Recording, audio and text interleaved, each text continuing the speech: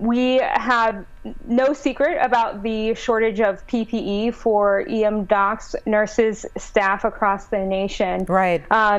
It has been an ongoing problem. Healthcare workers are scared going to work. We don't have enough supplies. The CDC are making unprecedented recommendations like wearing bandanas in place of an N95.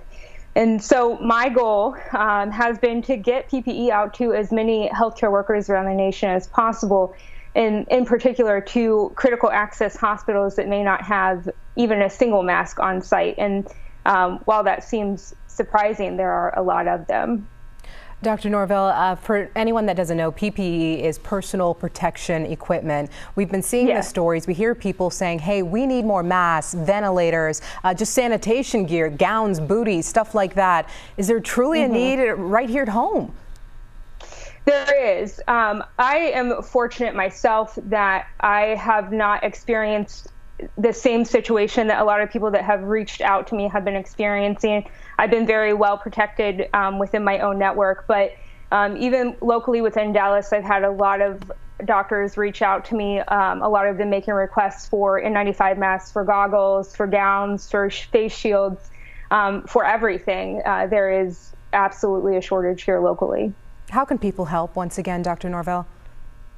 So there are a few ways. We know that people, as this started to ramp up, a lot of people stocked up on surgical masks. They stocked up on N95s because they were scared, and we understand, and that's okay. But at this point, I hope a lot of people realize that you don't need them for being at home, being quarantined. You don't need that kind of protection, but we do.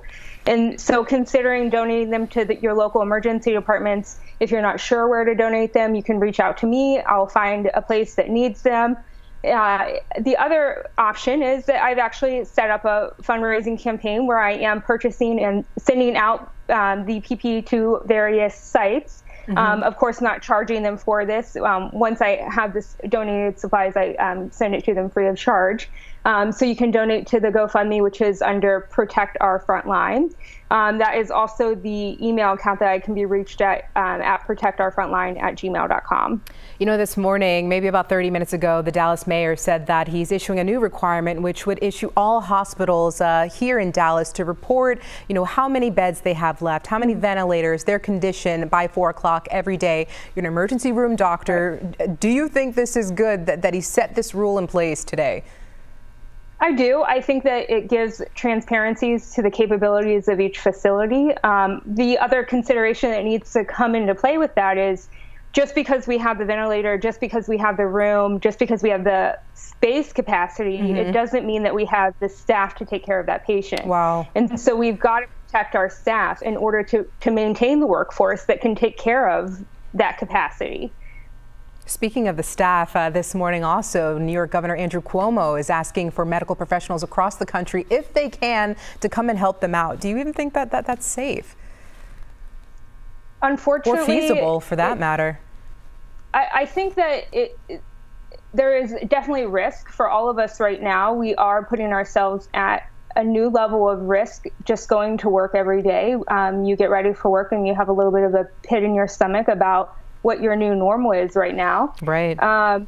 In New York, with it being such a hot spot right now, it is different there. It is a higher risk, but as you all just mentioned on your broadcast, Dallas is expected to be a hot spot soon as well. And so we're going to experience a similar kind of environment to New York City.